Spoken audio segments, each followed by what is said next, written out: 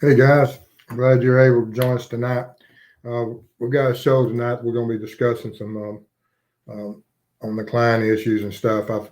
We've gone through it and tried to make it as family friendly as we can. If you have children in the room and stuff, uh, I'm not going to read everything of some of the searches that was made by Mr. Klein.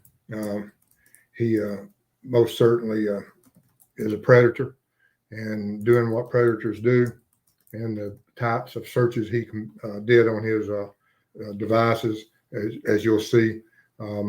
Some, if you have, like I said, we're going to try to make it as family friendly as we can. If any of the issues, which it is very unsettling, it's unpleasant. Anytime you watch and listen to and see that what true evil looks like, such as what Klein is, Keegan is nothing but a predator. And as you'll see, and as we go through the presentation tonight, you'll we'll have different parts of it. We'll have some where law enforcement on the transcripts where they were doing the interview process. But like I said, we're going to try to make it as family friendly as we can. Also, in the chat section, once again, keep the initials, names out of it. If you're going to attack anybody, don't do it in this chat. We'll just boot you out, and you can go elsewhere and do whatever type of attacks. If you can't get along with everybody and understand the purpose while we're here, which is to try to bring justice and for Libby and Abby, then there's other places you can go if you're not on the same track that we are. Ready? Are we ready? Ready to roll. Here we go. All right. As always, my name is Steve, and I'm retired law enforcement, 20 years of service, worked in all areas from the jail to investigations, SWAT teams, and I'm a state certified crime scene tech and investigator, retired now. Worked everything from burglaries to homicides, and I'm retired and still in good standing with Post. This is the man we're going to be talking about tonight. He's a 28-year-old. He lives in Peru. Currently, he's incarcerated. The distance between this animal, Klein, and where the girl was murdered is 36 miles to Delphi. He's currently awaiting the court date, face these 30 child charges of across the board, from child exploitation to other issues and concerning child pornography and things. But back within a couple of weeks after the murders, they executed a search warrant at his residence. He's been in the crosshairs of law enforcement since then. When they executed the search warrant, he was surrendered all his electronic devices except one, which he was able to keep and maintain for a day or two. And he deleted some apps, which of course got him some more charges there. He's been polygraphed, and he was arrested from, in 2020. So you got a 2.5 year span of from the time that they first became aware of him to the time that they arrested him. And there's, like I said, there's law enforcement sometimes will they have to weigh, are we going to instantly arrest someone, or are we going to open up a parallel investigation from what we know and follow that and put more bad people in jail? And there's great arguments in law enforcement of who on the protection and the potential of future victims. And so we have to always be aware of that.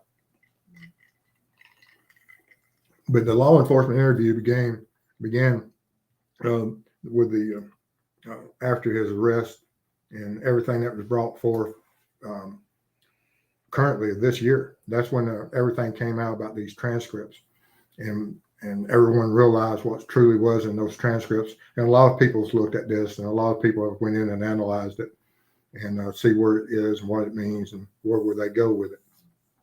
But most certainly, we're going to look at it tonight, and I'll give you from what I see of it from the law enforcement perspective and what this all means.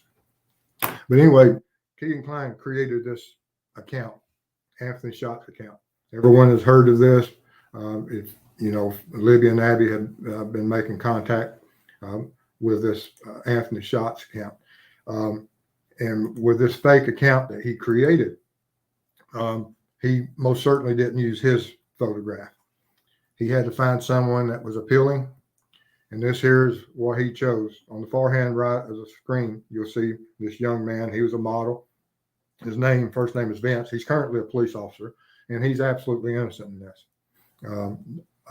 Not only has Anthony Shots used his image for catfishing, there's a lot of people out there that did, and that's true. So of anyone that is appealing or that when these monsters most certainly want to reach out and start finding victims and things, how do they do that? They most certainly don't want their picture plastered and be connected to an investigation of catfishing, especially when it involves child porn, exploitation of children, and any other areas of unlawful criminal conduct. But anyway, on this transcript there, Ray refers to, it's an actual law enforcement interview.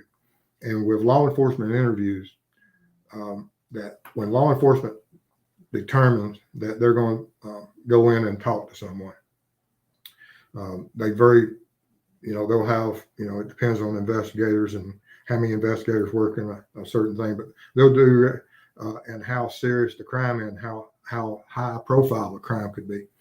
And most certainly you'll consider everything from the behavioral science units input to other investigators, and you try to find some good interviewers.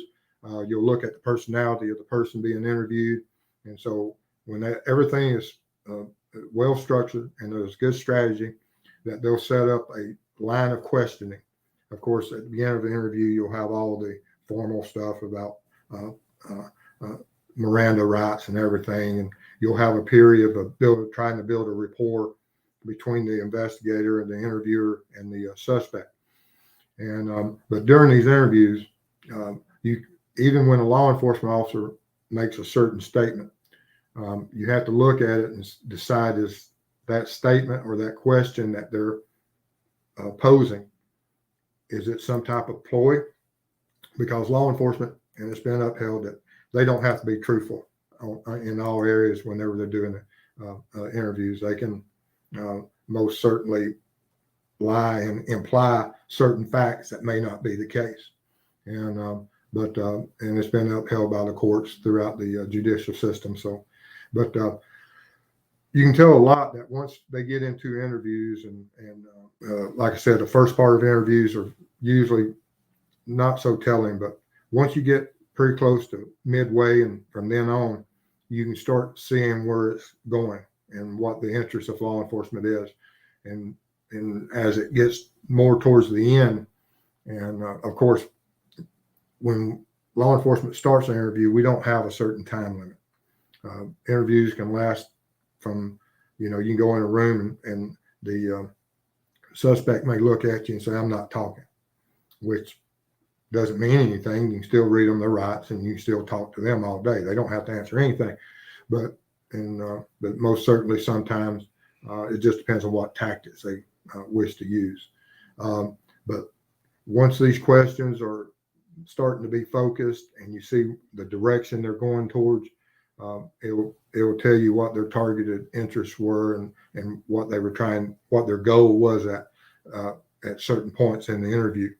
Of course, always it's to get a confession, and always it's to identify co-perpetrators, and which in this case is, of course, both of those facts were part of this.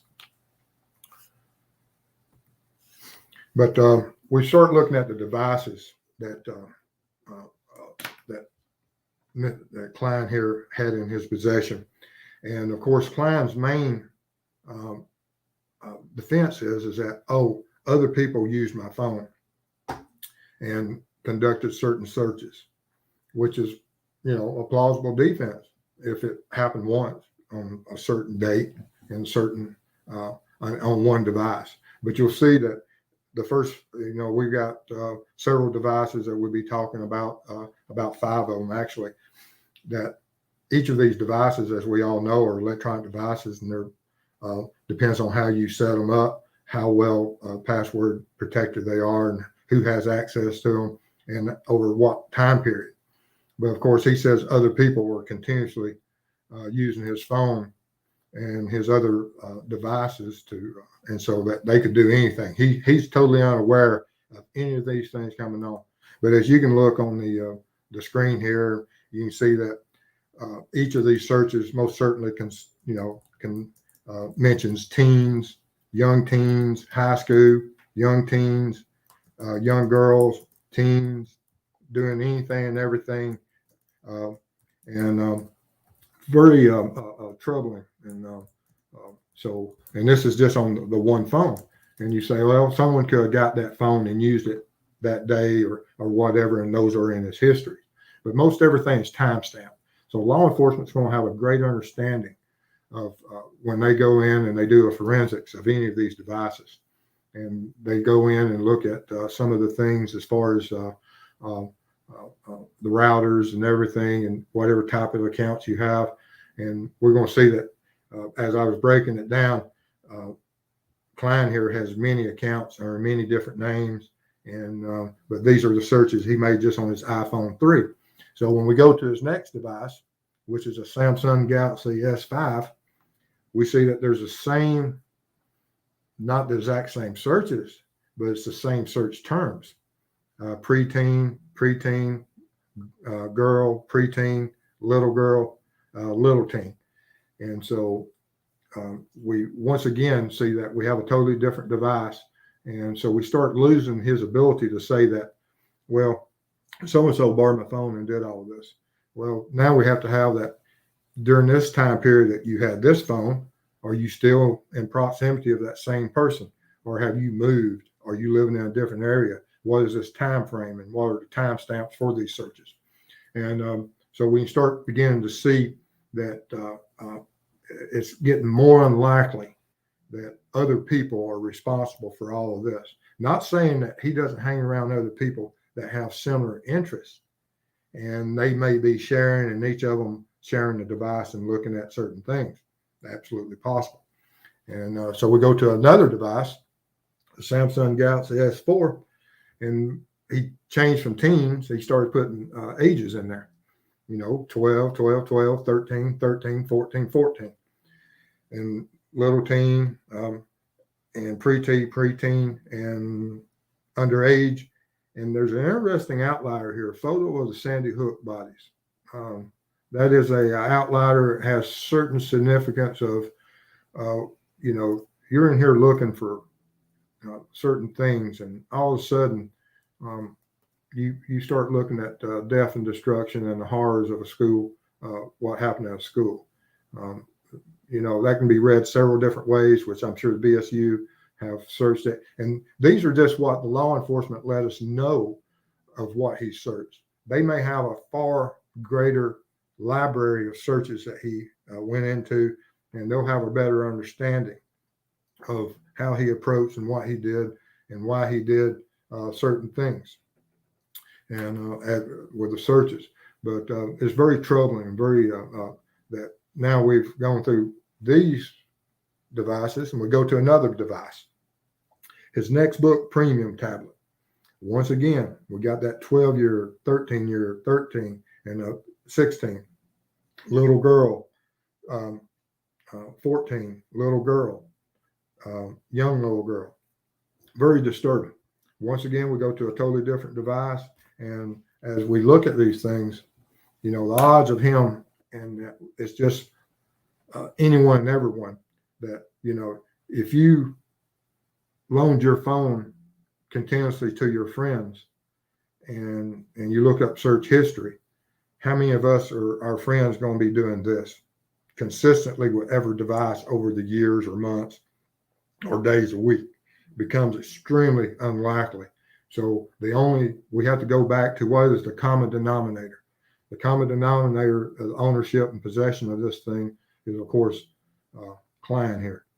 And so every time that he steps forward, and when you see the interviews, you're going to see where they were focusing and going towards Mr. Klein, rightly so, and for what reason. And we'll get into that on later about motives and motivations and what this individual would do, that he most certainly wants to distance himself from these devices. He most certainly wants to distance himself from these searches and the videos that were contained.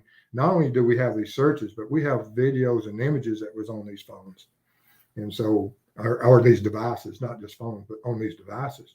And so it all leads up to what this individual might possibly be capable of. And finally, we get to the last device that was mentioned in the search, or not the search warrant, but in the transcripts. That the Apple iPhone. Once again, we got teens, little teenies, preteen. So out of all these 5 devices that was mentioned in the transcript, that doesn't mean they took other devices also. And they have, I'm sure they have all his computers and accesses to all computers that were taken from anywhere they could find that he had been, what residence that he has been in, through their tracking and trying to locate when these devices were hooked up on certain routers and certain residences and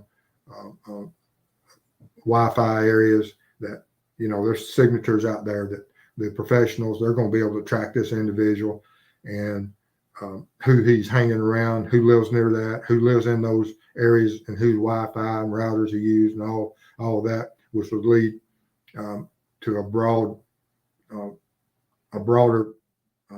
avenues of research and potential people that are involved in certain types of crime, be it the child exploitation, pornography, or even the murder of Libby and Abby. And so there's going to be most certainly interest, because most of the stuff that he searched around is exact age range of Libby and Abby. And we know Libby and Abby had conversations and communications with Anthony Schott's account, and so of course we have to look down this route of what his involvement is and what was Libby's and Abby's involvement.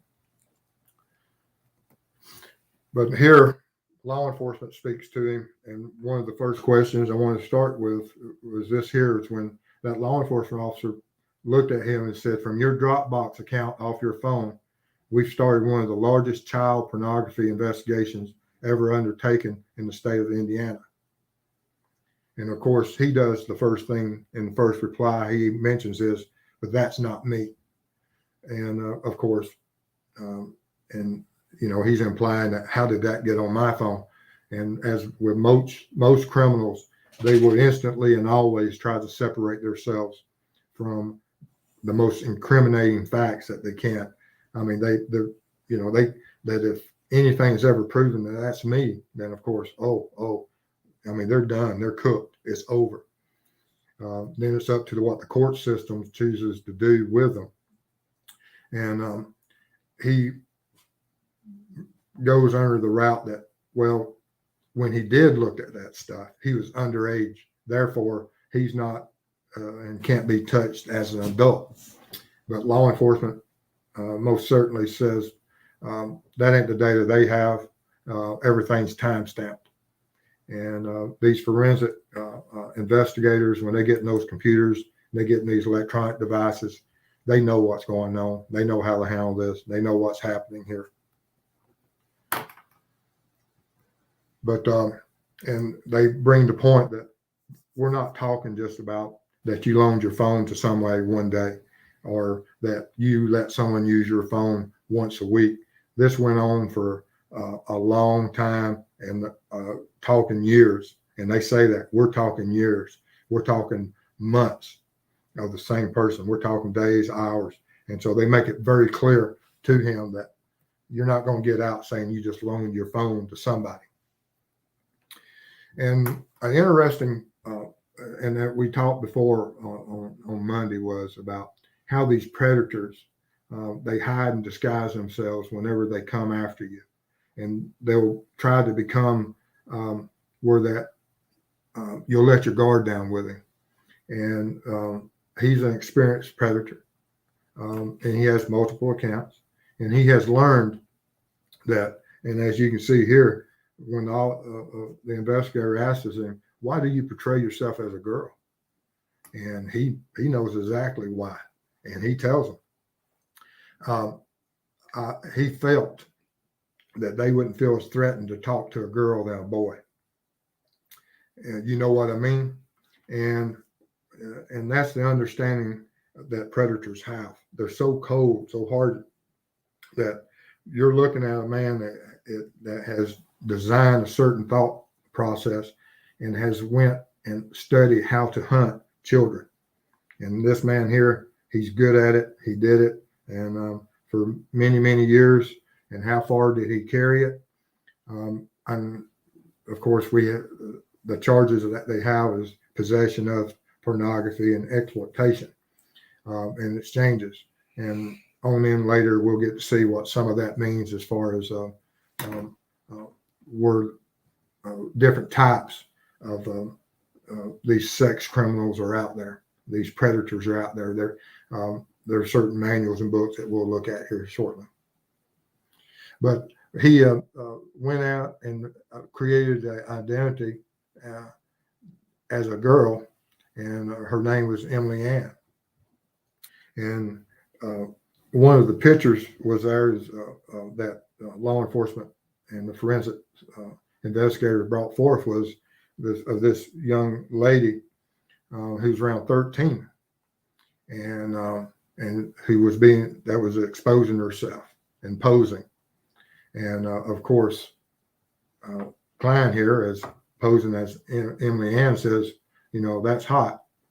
And of course, y'all can read the rest of it. Like I say, I'm trying to keep this as family friendly as I can. But this is the type of individual that it doesn't bother him to look at this stuff, and doesn't bother him of how he approaches these.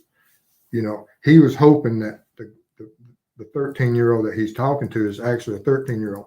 But there's certain times in the interview that you'll see when you read through it that he's not actually talking to another a 13-year-old. He's talking to another sexual predator who is also posing as a 13-year-old young girl for the exact same reason. And so sometimes that happens, and then they send photographs to each other about the sexual exploits, and send child porn from one another, which of course is a crime in and of itself. And so I'm sure that many of them realize during the conversation, but they'll exchange the child porn. And of course, that's, like I said, is a crime that they'll get charged with when it's most certainly addressed. But it's a continuous thing that you do, that you see that when he's talking to these children, and sometimes he's talking to others, that it's that 13 and 14-year-old that he's targeting. A high percentage of what he does at preteen, or even the teenage, early teens, that, this is what his preference is.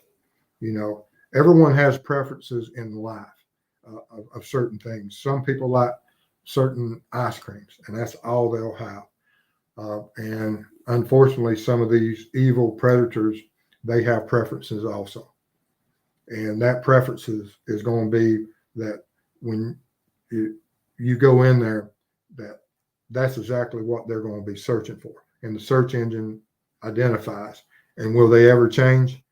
No. Once these people, the sexual choices is something that is, for whatever reason, is ruled by that personality, and you're not going to be changing sexual child predators. You can see the reoffense, that when these offenders get out, how often they go out and commit the same crime. And sometimes they take it to another level, that the first time they may let their victims live, second times, or any time after they serve time for letting a victim that lived to testify against them, that sometimes they take that next step and actually go in and commit murders and cause, great tragedies and just destroy lives and families. And then, of course, we have this where there's a video, and this is one of the biggest things that he had to separate himself from. Once again, as you can read this of what he was, what this sexual predator in this video was doing to this young child, and extremely young child that was an outlier below the teenage years. That this person is absolute evil upon the earth, and there's only one way to cure the person that was making this video. But this Klein, he had it on his phone, had it stored there. He could watch it, or on that device. I don't know which device it was, but the device that he was watching it on, it was most certainly there. And the officer was describing it to him, and he says, he doesn't want to hear this. He says, I understand, but I don't want to hear that, because he knows what that means, that he is done, he is cooked. And because everyone will realize the exact monster that he is, the true evil he is. And like I said, they always try to separate themselves from these things. And of course, they ask him, so when you're talking to these 14, 15s, and where were you at your house? And of course, he has to be isolated because, if certain parts of your house and certain individuals are at home with you, you can't just be doing this unless they're willing participants also in the pedophile ring. And not, you can have a large family, and sometimes there's multiple offenders within one family. But that's not quite always the case. Normally, it's just one individual that within a family, and it can be generational. That it depends on children. That a lot of children may be targeted and molested, and some of them will turn into predators themselves. Some of them won't. But it's a very heartbreaking thing that when you go in and you witness these families, that it's generational from one to the other, which is they're created. These monsters are created by uncles, fathers, grandfathers, and it's just an ongoing generational thing that's extremely heartbreaking. But then the investigators talk to him and say that, and this is where we start transitioning into the linking it up to the Anthony Shots case, and we start looking at Klein's communications with Libby, using Libby's on her phone or whatever, and exchanging communications with Anthony Shots, not knowing it's this monster here. And him and his, if there are additional accounts or people have access to that accounts, because he most certainly may have sold some of the accesses to the Anthony Shots account through his Dropbox, and there's other people that's on there that's are part of this pedophile ring, that when Libby and Abby's talking to them, which one of them is that is in control and which one is communicating at that time. And this is one of the questions that indicates that up to the day that she went missing, right before. And right before can mean a lot of things. I don't know exactly what they mean right before. Was it morning of? Was it day of? Was it hour before? Don't know what right before means. I know there are certain indications about at least 8 o'clock. But and then we have to go that they keep focusing on this one topic. The narrow scope of a conversation is, why would you say that to that other person? Why would you say, as Anthony Shot, that after they went missing and prior to to full knowledge of what happened, he was saying, I was going to meet that girl and she didn't show up. Was this a moment of panic that he answered the phone and he just instantly blurted it out that, I shouldn't have answered that phone. Don't know. That's speculation. But it's extremely odd that the Anthony Shots account, prior to him going missing, they had communications with Libby, and he most certainly communicated after she went missing and says she didn't show up. So now we get into, once again, and whereas we get more clarification that exactly what depth of the conversation afterwards,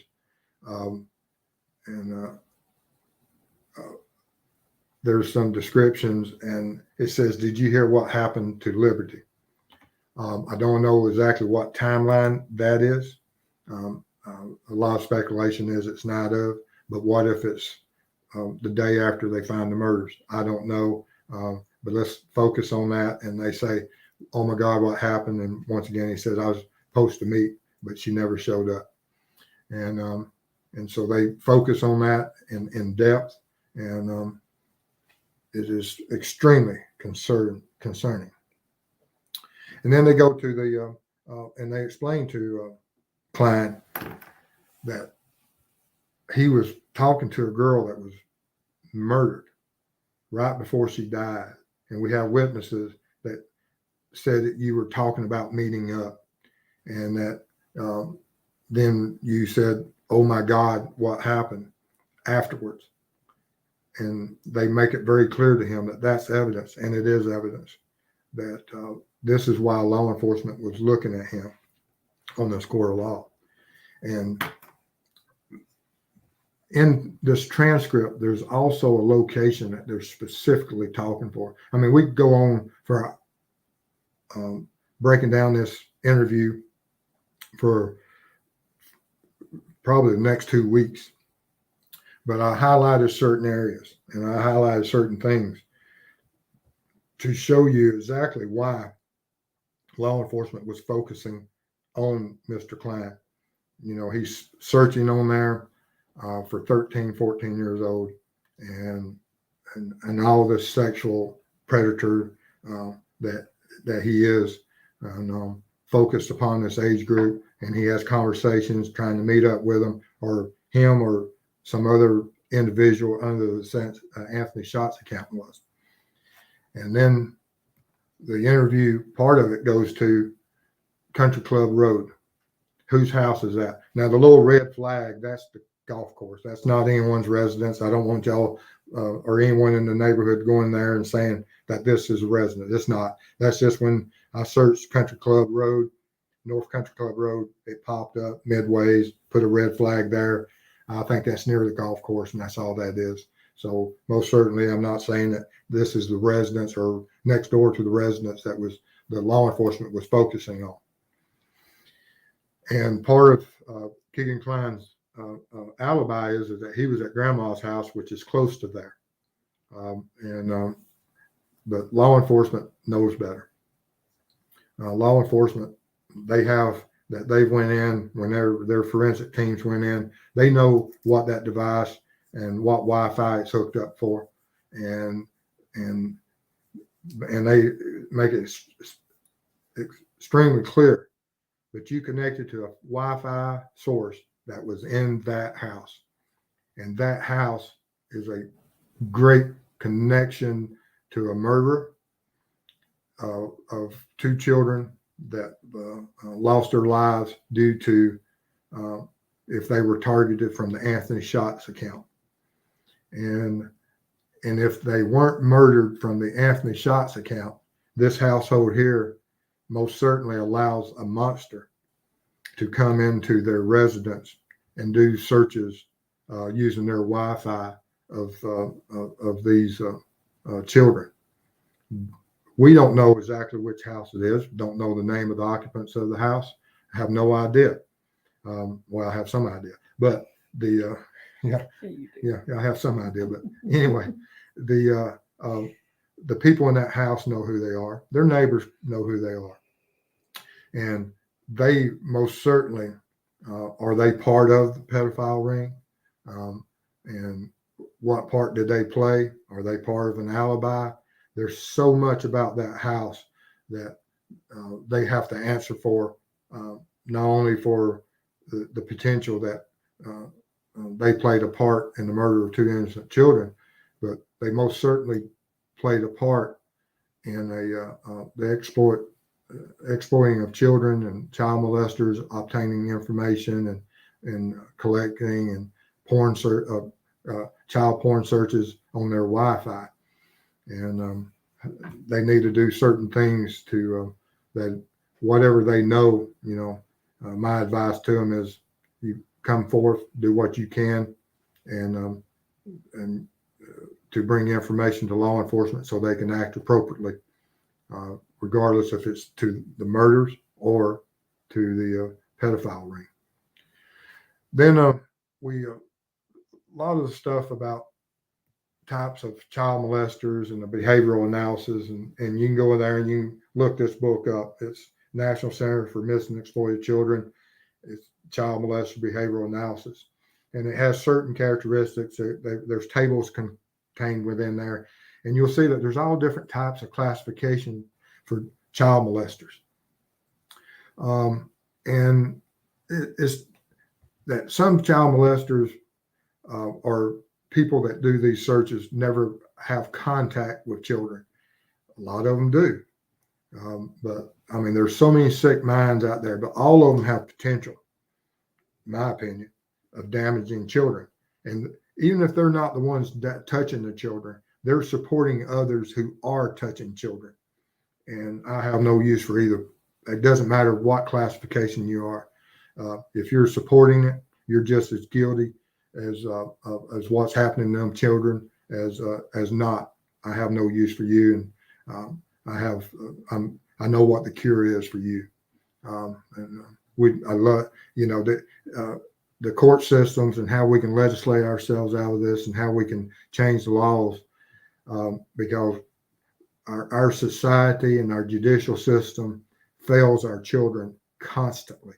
We let these people out so they can reoffend and find more children, and it's a disgrace. There's probably very little that angers me as much as what happens to these children and stuff. And this is a situational child molester, which is different from the preferential child molester.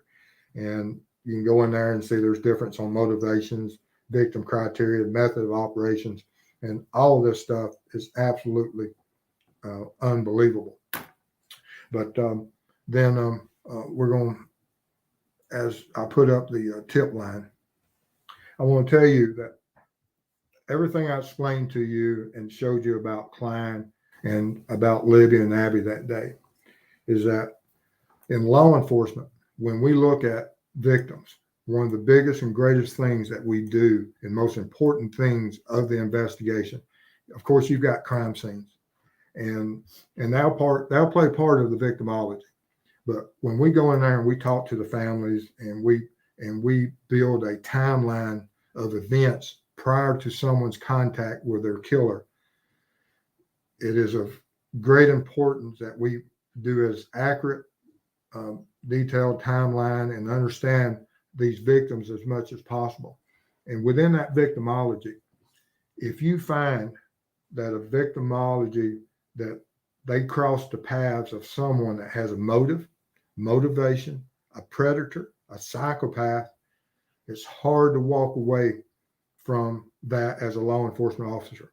You just don't have, everyone, has to realize it's not, and all of us have made profiles and come to certain conclusions. But when you expose yourself with Libby and Abby, there's no blaming them whatsoever. They're young children. They're going about their lives. They're developing their understanding of themselves, and they're doing, exploring the world, and they're children. And it's not, and children do childish things, and they make mistakes, and they expose themselves unknowingly to certain evil. and they exposed themselves to certain evil. And one of the ways that they exposed themselves was through the Anthony shots. And so this is something that law enforcement and I will never turn my back on, that we have that certain people that are pedophiles, certain psychopaths that are pedophiles, that if there's a risk of them being exposed, that then we have a motive and motivation. Not saying that's what happened here, not saying that's what targeted it, but most certainly it is one that law enforcement will never close down. They will look at this until the day they put someone in jail. That this is an avenue, and a highly likely avenue, that it's above average. I mean, we're not looking at 50-50, that whoever's managing this avenue and these leads that lead to the Anthony Shots account, they have a heavy burden to carry, and they're going to be investigating it until someone, regardless if they know they have other persons of interest, they're going to follow this one to the end of the earth until someone is put in jail, regardless of who the offender is. But now we can go into some of our questions. All right. Awesome chat tonight. Everybody was very active. So let's see here what the Google machine says. All right. We're going to start with Teresa. She sent you something on Evansdale. Did you get it? I don't know. When did you send it? Teresa, type me in. Let me know when you send it. We'll check it. I get so many emails, and I work so I got some emails on Evansdale, but I'll look and see. Let's see here. Let me see here if I can bop in here real quick. Maybe I can find it. I don't matter. We'll check it later. Yeah, we'll get it. Okay. I don't see anything for the last 3 or 4 days anyway. All right. So let's see here what we got. We got lots of people out there. Big Steve, hope you're having a good night. Well, unfortunately, it is a night that is something that we have to address. And sadly, it has to be this topic. And it is absolutely unbelievable. Yeah, unbelievable, disheartening of that we have such animals in our midst that will prey upon and hunt our children, because that's what this guy is. He's a hunter of children. All right, Stepha. Good evening, Mr. and Mrs. Steve, as well as the Google machine. I am getting better with this Google machine, hopefully. All right, let's go see here. We had some good comments. Let's see here. I hope you got the right email. All right, I'll have to look for that. Greetings from Ireland. Wow. Our email is Steve at it's on there. True Crime. Yeah, it's on the ticker. It's on the ticker. All right. Raggedy Susan, I'm with you. That guy's so gross. I wholeheartedly agree. I had a hard time with tonight. Poor Steve has put up with me. And as we was reviewing this, and she cleaned up some of the slides for the fact that we didn't want children that, of course, I still don't want children that have access to certain things. And so we try to clean it up as best we can, but to show the true evil of this individual, this was the only way that we could create this presentation. All right. And Purdue RN, Steve, Ellie knew he had that device. Why would they not have phone company ping this primary phone with a search warrant? That's a good question. And don't know. Was it part of the investigations? Were they hoping it would lead to another step? There's several reasons that in investigative world that these investigators, when they decide upon certain things, that they'll leave avenues open that, okay, we're going to watch, and these aren't all his devices. We know what devices we're looking for. We know what devices we've got. And there's certain strategies within law enforcement, and you allow people to hang themselves. Done it, been there, and sometimes it's successful, sometimes it's not successful.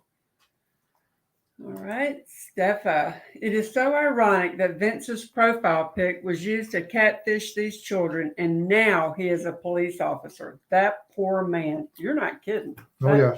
That's And- weird. And I believe they've interviewed him, and most certainly he's disgusted by what's happened to him. And I can't imagine. God, who wouldn't be? Yeah. Let's see here. Up, Fig.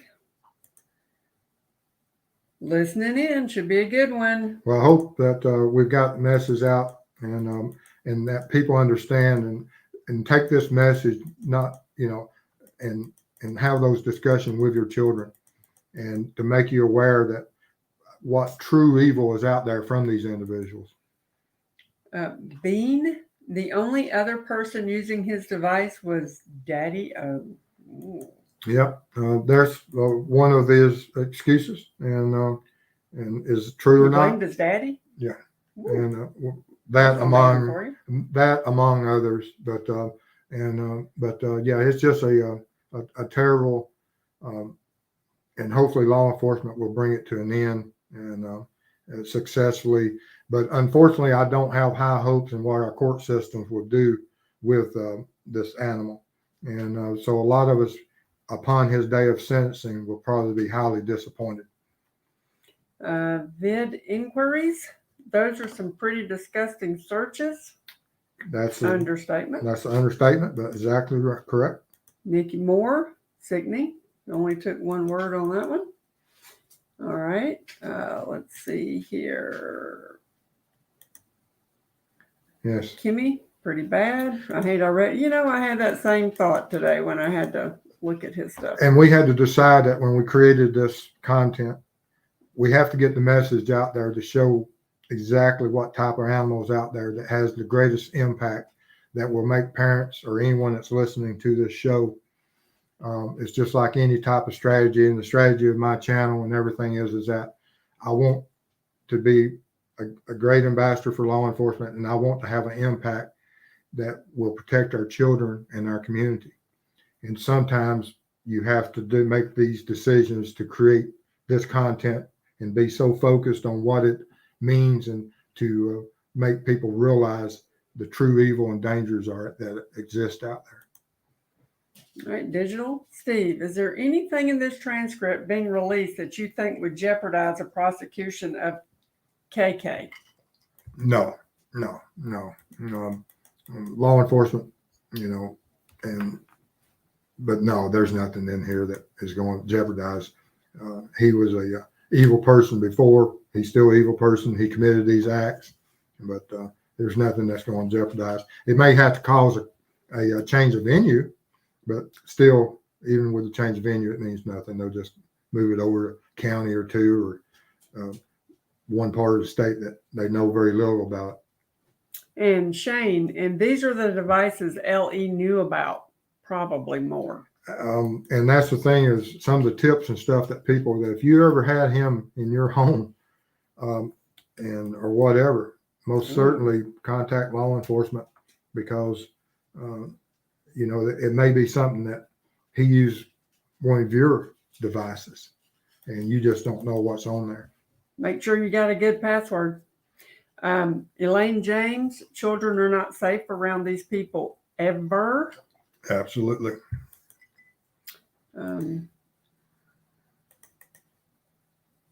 Let's see here. Just Pam. I wonder if all his friends knew he was looking at this crowd. Not all of them, but some of them, most definitely. I wondered that.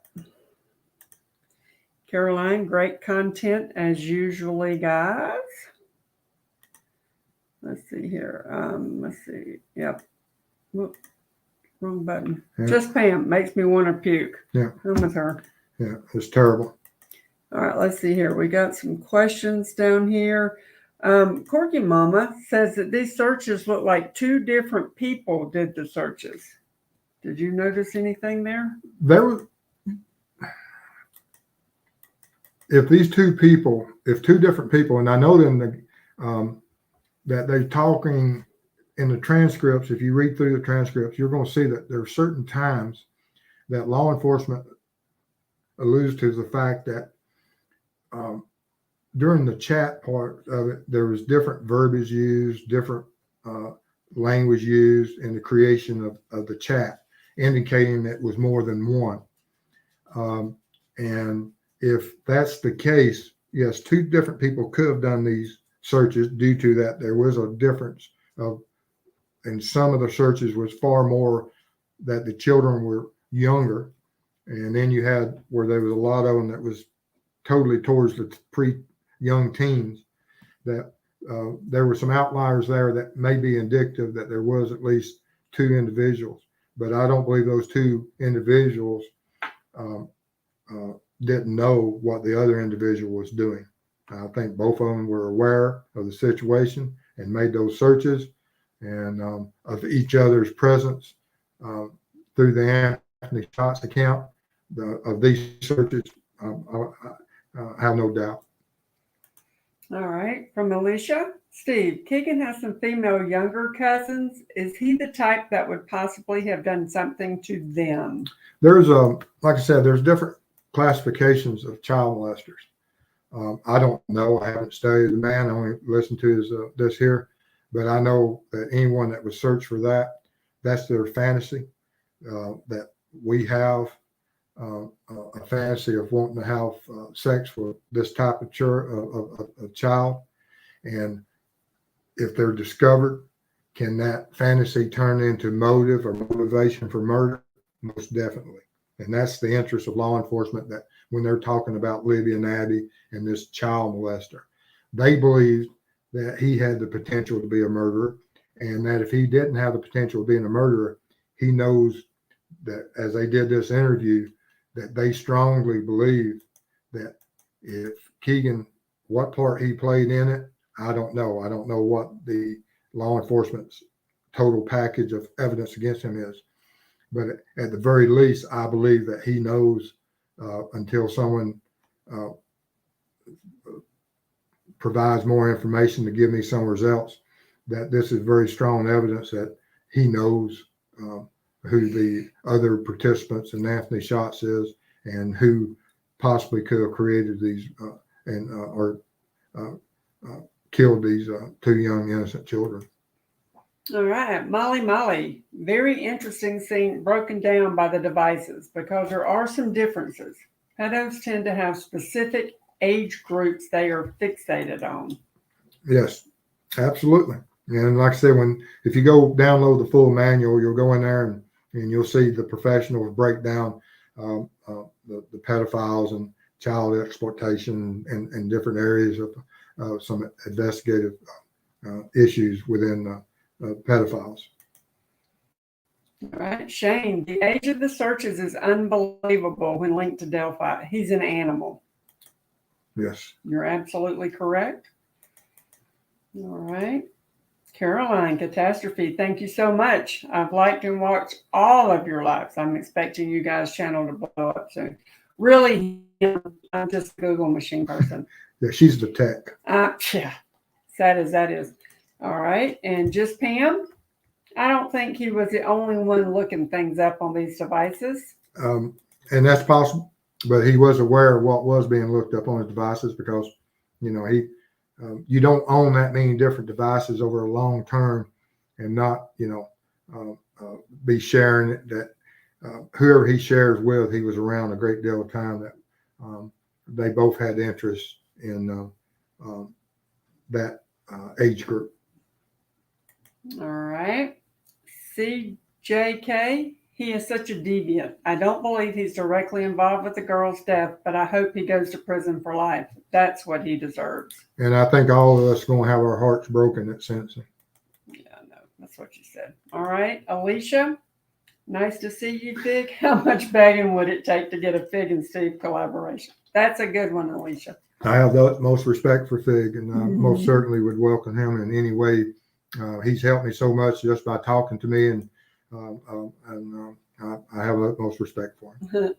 All right. Laura Doon at True Crime Web. Steve, are these web search strings the sickest you have seen? No. That's all we're going to say about that. Let's see here. Shane, Steve said last time we might be surprised with the time he gets. Yep. Let's see here. Caroline, I believe there was a Dropbox where the horrible images were shared and sold. And on the dark web side and other areas, most certainly that all these images that about these child exploitation, child porn, that there's a market out there. Even on the dark web, I think they only say it's like 6-point-something% that the dark web is used for illicit purposes. The rest of the dark web serves a purpose. I don't know. I've never had dealings with it. But even the 6.7% of the people that have access to the dark web and are using it, that's a unbelievable number of different types of crimes that can be committed. All right. Paper Chaser, great analysis of the transcript, Steve. I appreciate your diligence and expertise. Elaine James, these animals are capable of unspeakable things. Let's see here. Lisa, do we know if his father is sexually abusing him? Like I say, it's a generational thing. And where did he, in a lot of cases, and and who was the perpetrators of that?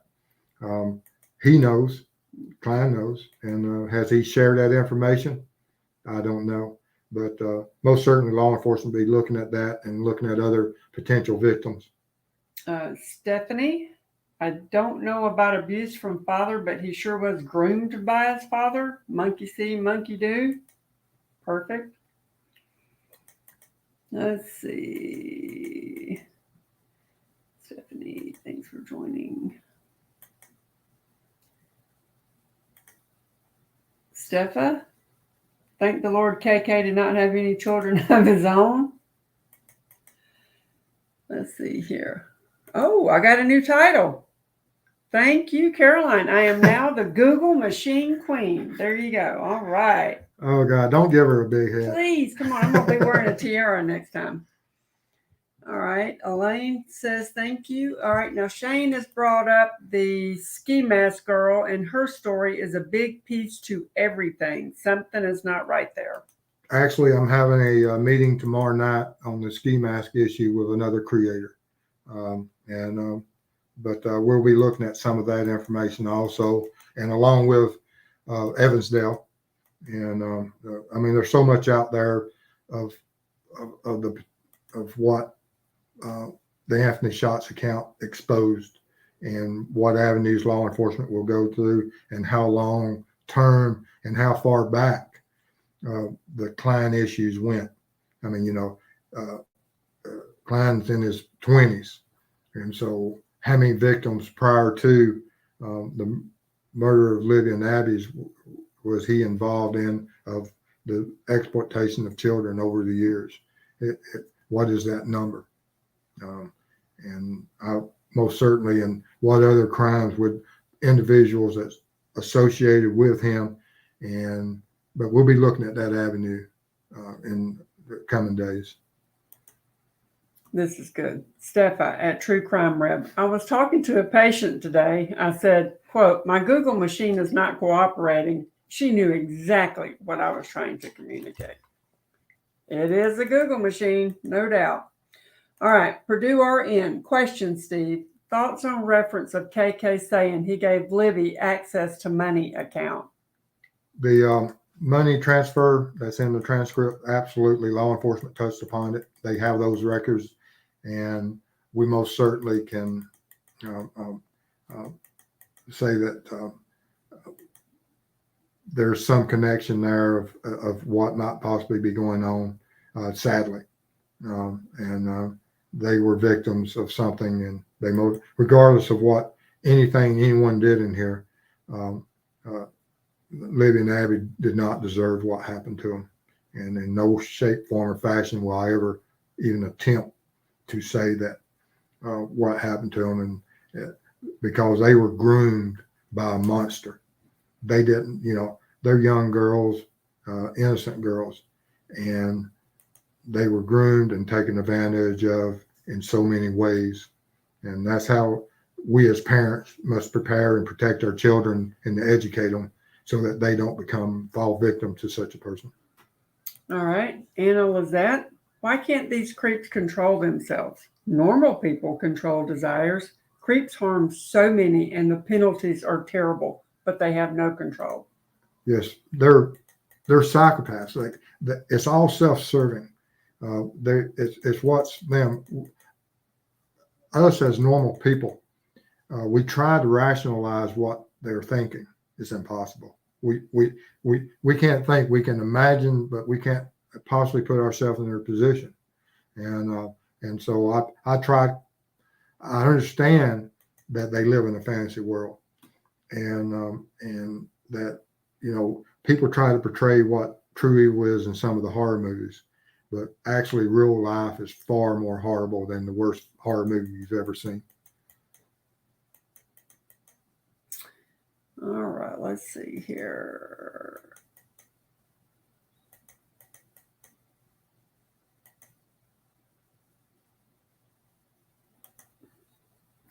Carol, the big bad wolf in grandma's house, luring little children. Absolutely. All right. Anna Lizette. Ellie says KK's device hooked up to the Wi-Fi in that home other than the grandparents. Wonder if they have details about that call or text.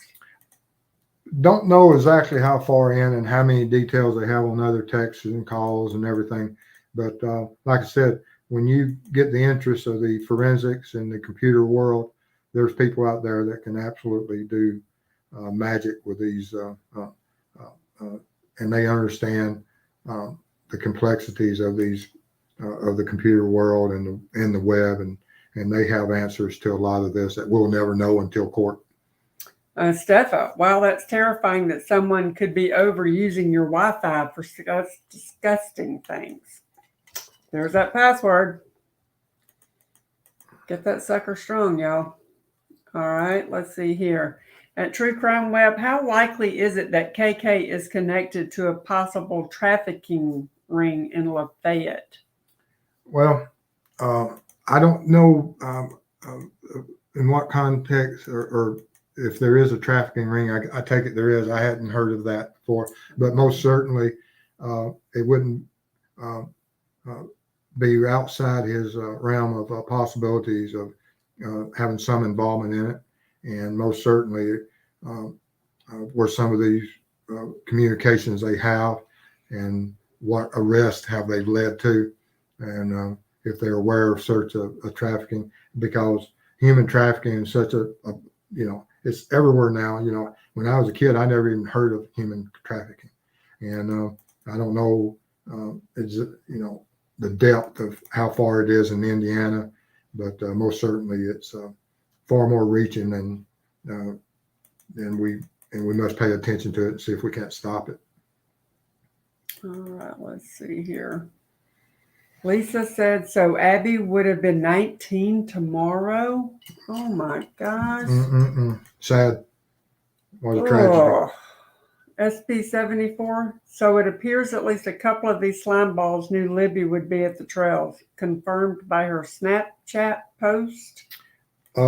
Most certainly. That's what I'm saying is that law enforcement has a far greater understanding of exactly if Libby and Abby could have been targeted, and at what times was communications made, and how long was someone had been able to plan and target. I don't know. I'd be speculating if I told you.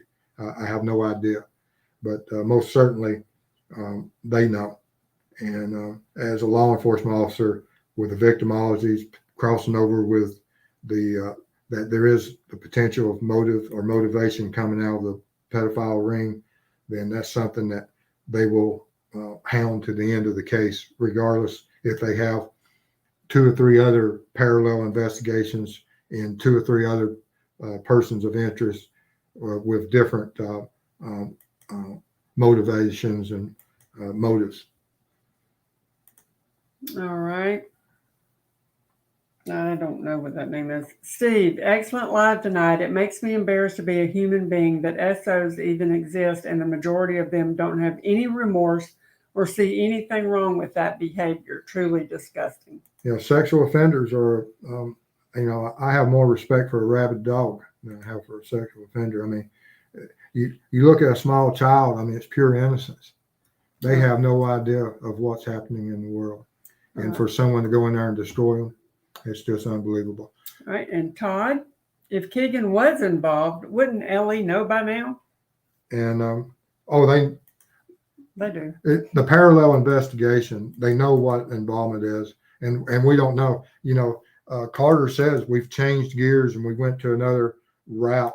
Was that part of the strategy and the plans that was the original revelations, that when they went in there and did that first search warrant and they discovered everything and how much did they discover in that first 2 weeks, and they chose to run that investigation silently, like in a silent war of trying to find out and using that strategy to see if they can't find. And I'm just speculating that if this was the strategy as far as investigating how much involved was the Klein possibly in the murder of Lydia and Abby. Was this the first steps of their strategy? Don't know. And now that they ran it for 2 years and something, and they weren't able to smoke him out, that they made it more within the social media aware and to the public's awareness that, and they addressed it, that we just changed gears. And most certainly that's a possibility. I don't know if that's a strategy they use, but it does explain some things and some possibilities that it could have been. All right. And Jolly Scrapper, how many people do you think used his Anthony Shots account? Was there more than one account? Yes. Klein, in the transcripts and my understanding of what I've seen in law enforcement and what's out there with other creators who have certain avenues of gathering information, there's more than just Anthony Shots account that was created by Keegan Klein. He just, he's not a one show pony. He had many disguises on many different accounts, and law enforcement will have a grasp of most of them. I don't know if they have all of them, but hopefully they do. Corgi Mama, what did you notice about Ellie questioning KK about his emphasis on the stomachs? He seemed to have a fantasy about stomachs. That most certainly is another factor of what type of personality and what type of sexual fantasies he lives in. But like I said, the behavioral science units, they know far more about exactly what that means. TTM Fangirl, the amount of picture of young girls sitting on laps in the Klein household is beyond disturbing. It is when you look at what at least one for sure member of that household was looking at. All right, Alicia.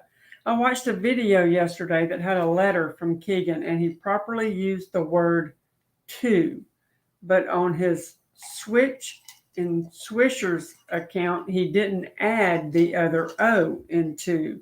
Made me wonder if two different people. And that's what I said. Law enforcement addressed that issue also, that during their interrogation, that they could see in some of the Snapchat communications that it was two different people. Who was that other person, and which device were they using, and how they were logging on? But most certainly, Klein was in presence of others that was just as evil as him. Jane from the country. Anyone know why Libby's dad took the trail to the right and not the trail to the left? Did the trail to the left lead to the BG and girls? I can tell you this in law enforcement and everything else, that understanding left-handed and right-handed people, most people are right-handed, and subconsciously they'll make that right-hand turn. I've caught so many bad guys chasing them through subdivisions and knowing that when they get to that big fence up there, they're going to turn right. And 90% of the time when they hit that fence, they'll turn right. And so I don't know if this was just something that he did, but that is a very common thing. It's just trivia that we recognize in law enforcement. Steve, can you answer why they would take down the height and weight of a suspect's wanted poster? Well, we have to look at that. Only times that you wouldn't actually know the height and weight of someone is that you could and still have a sketch of one of the possibilities is that whoever did the sketch and saw him may have seen him in a vehicle sitting down, and so we wouldn't have height and weight. But that's just one possibility. Or they're sitting on a bench and you can't really tell how heavy they are. But that is a possibility that we have to consider. Did they ever see him? And that would, explain that. This is for you, baby. Oh, God. Laura Doon at True Crime Web. Mrs. Steve, you could do some audio and voiceovers with that sweet Southern accent. We all understand you clearly. Absolutely. She does. I can't. I've had comments. I can't shake it. When on our phone, she leaves all the messages, and I've had many people ask me that who does your messages. They want their messages made by her. That's just funny. Okay, SB 74, Jane from the country. He took that trail because FSG said he didn't see the girls on the bridge, but heard someone under the bridge. And that is a possibility, but still, weighing it that, okay, there's some, that flannel shirt guy did give the information there's someone under the bridge, and he didn't indicate that it wasn't the girl. So still 50-50 that he made that right-hand turn. And I think he probably felt comfortable that, okay, if they're under the bridge and I hear them, and so I know that they're safe there, but just to be double safe, let me check this other trail, and then I can jump over and go check on the people under the bridge. There's so many things that could have led to that decision, and you may be absolutely correct. Digital. I just re-listened to Down the Hill Part 4 when Pat Riley describes the audio video. It's heartbreaking. I think Libby knew who had her or who sent someone to get her and why. That's so sad. What you have to realize about KK is that he was a producer of CP, which puts him in a higher tier in the SO community. So KK would be interacting with a large majority of CP consumers. He's dangerous. Yeah, in the child porn, sex offenders, yeah, he's a creator and of content, and most certainly he is an animal that doesn't deserve to ever be free, but I believe he will be free. All right, last one from Wanda. Doug C. said, what will they think of you when addressing the public? Is it because he knows and people will be shocked, or is it a tactic to hope someone comes forward?